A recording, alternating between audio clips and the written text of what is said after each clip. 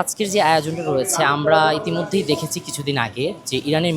মিনাপ শহরের মধ্যে একটি শিক্ষা প্রতিষ্ঠান, একটি বিদ্যালয়ের মধ্যে ইরান ইসরায়েল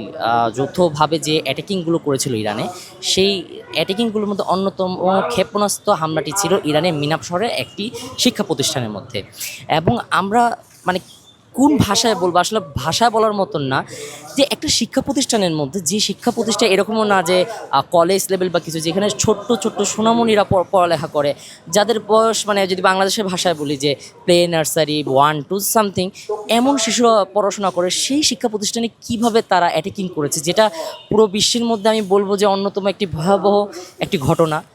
দেখেন, ইরানও কিন্তু অ্যাটাকিং করে ইসরায়েলিদের উপর, তাদেরকে ধ্বংস করার জন্য, কিন্তু সেই সময় কিন্তু তাদের কখনো শিক্ষা প্রতিষ্ঠান, বাসাবাড়ি বা ইত্যাদির উপর কিন্তু কখনো বোমা হামলা বা ক্ষেপণাস্ত্র হামলা করে থাকে না। বা হিজবুল্লাহ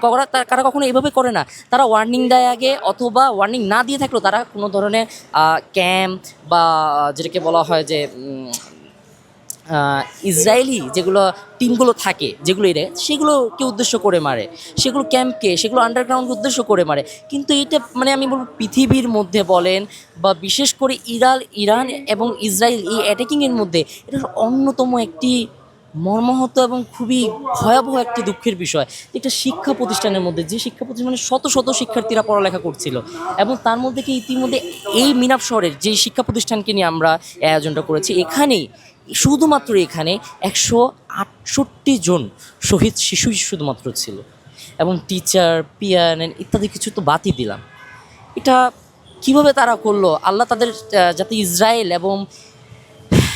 আমেরিকাকে ধ্বংস করে দুক, এই পৃথিবীর মাটি থেকে তাদের নাম নিচ্ছিন্ন করে দুক ইনশাল্লাহ। এবং এটা করছি যাতে মানুষ জানতে পারে, মানুষ বুঝতে পারে যে ইরানের উপর যে তারা অ্যাটাকিং করেছিল তাদের উদ্দেশ্য কী ছিল, ইরান যে ইসরায়েলিদের উপর অ্যাটাকিং করে তাদের উদ্দেশ্য কী থাকে, এবং যাতে মানুষ জানতে পারে যে ইসরায়েল এবং ইউএসএ, আমেরিকা, তারা কতটুকু পশু থেকেও জঘন্যতম, তারা কতটুকু জানোয়ার, মানে বলে ভাষা নেই।